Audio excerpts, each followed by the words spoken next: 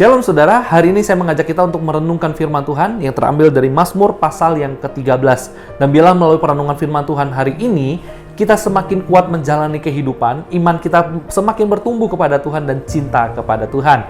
Mazmur pasal 13, untuk pemimpin biduan Mazmur Daud. Berapa lama lagi Tuhan, kau lupakan aku terus-menerus? Berapa lama lagi kau sembunyikan wajahmu terhadap aku?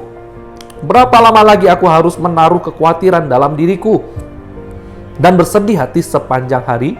Berapa lama lagi musuhku meninggikan diri atasku? Pandanglah kiranya, jawablah aku ya Tuhan Allahku. Buatlah mataku bercahaya supaya jangan aku tertidur dan mati. Supaya musuhku jangan berkata, aku telah mengalahkan dia, dan lawan-lawanku bersorak-sorak apabila aku goyah. Tetapi aku, kepada kasih setiamu aku percaya. Hatiku bersorak-sorak karena penyelamatanmu. Aku mau bernyanyi untuk Tuhan, karena Ia telah berbuat baik kepadaku. Amin. Diberkatilah setiap kita yang selalu membaca firman dan merenungkannya dalam kehidupan. Saudara, pernahkah Anda mengalami masa ketika Allah seolah-olah diam dalam kehidupan Anda? Pada masa-masa yang demikian, kita merasa seolah-olah kita diabaikan oleh Tuhan. Terutama saat kita itu menghadapi pergumulan yang sepertinya tak henti-hentinya terjadi dalam hidup kita. Saudara, saya percaya masa-masa yang seperti itu rasanya begitu kelam dan sangat panjang.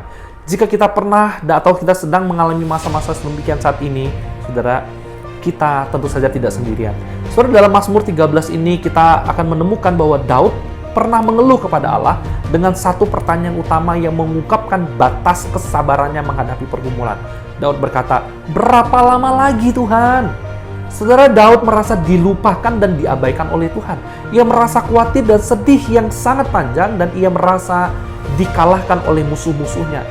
Daud menyimpulkan bahwa semua sudah dikalahkan dan Tuhan rasanya diam saja.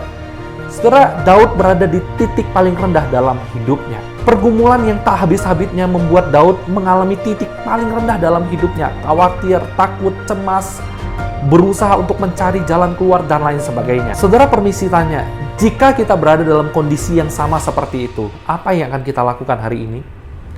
Sebagian orang memilih untuk menyerah dan kalah. Ya, memang dalam kondisi hidup yang sangat berat dan banyak orang yang merasa tertekan dan khawatir, mereka tidak tahu bagaimana menjalani kehidupan ini, akhirnya mengalami putus asa. Satu kali seorang jemaat datang kepada saya dan dia berkata kepada saya begini, saudara, tiap hari kita mumet, Pak. Terus berpikir gimana caranya supaya biaya hidup ini bisa balance. Hidup sangat melelahkan dan tidak tahu mau kemana. Bahkan kita sudah doa dan sepertinya Tuhan diam dan tidak segera menolong kita. Saudara, hal serupa mungkin bisa terjadi dalam hidup Anda hari ini. Nah, oleh sebab itu mari kita belajar dari Daud bagaimana sikapnya ketika dia menghadapi kondisi yang seperti ini. Kondisi seolah-olah Allah itu diam. Nah, saudara, saat berada dalam kondisi yang sangat depresi dan putus asa, Daud memohon kepada Allah. Nah, saudara, walaupun kadang-kadang Allah itu terasa jauh, tapi sesungguhnya Allah itu hanya sejauh doa, saudara. Saat berdoa, Daud semakin mengalami keintiman dengan Allah. Dan hal ini terlihat dari kata-kata yang diungkapkan oleh Daud.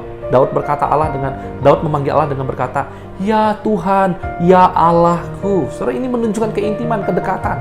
Melalui doa terjadilah perubahan pada Daud. Yang pertama, terjadilah perubahan dari keraguan menjadi kepercayaan. Keadaan yang dialami Daud tetap sama, tidak langsung berubah saat dia berdoa. Tetapi cara pandang Daud berubah. Melalui doa, Daud mengingat kembali apa yang telah dilakukan oleh Allah kepadanya di masa yang lampau, sehingga ia menetapkan hati untuk mempercayai bahwa Tuhan itu baik. Yang kedua, terjadi perubahan dari keluhan menjadi sebuah pujian. Saudara, Daud justru mau bersorak karena penyelamatan Allah, dan dia mau bernyanyi bagi Tuhan yang berbuat baik kepadanya. Kalau kita perhatikan di ayat yang ke-6. Saudara, percayalah akan ada sebuah kidung yang indah keluar dari hatimu untuk memuji Tuhan. Saat engkau menghadapi situasi yang tidak mudah bersama dengan Tuhan, engkau akan melihat Tuhan baik dan engkau akan memuji Tuhan. Hari ini, apabila Anda merasa bahwa Allah seolah-olah diam, tetaplah berdoa. Tengoklah kembali karya Allah atas diri Anda di masa lampau. Ingatlah bahwa sekalipun kita tidak bisa melihat wajahnya hari ini, tetaplah percaya pada kasih setianya. Dia dulu bekerja, dia dulu sudah baik dalam hidup kita, dan akan terus memelihara dan menjaga kita. Dan yang paling utama adalah saudara, kita sudah mengalami kasih Allah yang besar, kasih Allah yang kekal. Lewat apa? Lewat kedatangan Yesus Kristus ke dalam dunia. Dia mati di atas kayu salib, menanggung setiap dosa kita. Dan itu adalah kasih yang kekal, kasih yang terbesar yang sudah Ia berikan dalam hidup kita. Sebab itu kita jangan meragukan Allah lagi. Sekalipun Allah diam, bukan berarti Allah membiarkan kita. Sekalipun Allah diam, bukan berarti Allah tidak akan menolong kita. Ada waktunya Tuhan, ada waktunya kita. Saat ini kita diberikan waktu untuk mengalami penderitaan-penderitaan. Sabarlah, tapi ada saatnya Tuhan mengizinkan kebahagiaan terjadi dalam hidup kita. Asal kita berjalan bersama dengan Tuhan. Tuhan memberkati setiap kita. Amin. Mari kita berdoa. Bapa di sorga, terima kasih untuk firman-Mu yang kembali menguatkan kami. Firman-Mu boleh menyegarkan kami. Biarlah melalui setiap firman yang kami sudah dengar ini Tuhan, kami terus dikuatkan menjalani kehidupan. Hamba berdoa bagi setiap orang yang menerima pesan firman Tuhan hari ini. Tuhan berkati mereka dimanapun mereka berada. Tuhan berkati mereka. Kalau mereka mengalami kesusahan, penderitaan, penganiayaan, Tuhan, Engkau Allah yang tidak pernah tidak melakukan janji-Mu. Sebab itu hadir bagi mereka, kuatkan mereka, berkati mereka, berikan jalan keluar, berikan iman bijaksana, supaya mereka boleh menghadapi setiap situasi yang tidak mudah itu bersama dengan Tuhan. Ini doa kami, dalam nama Tuhan Yesus kami berdoa. Amin. Tuhan memberkati kamu, Tuhan sayang sama kamu.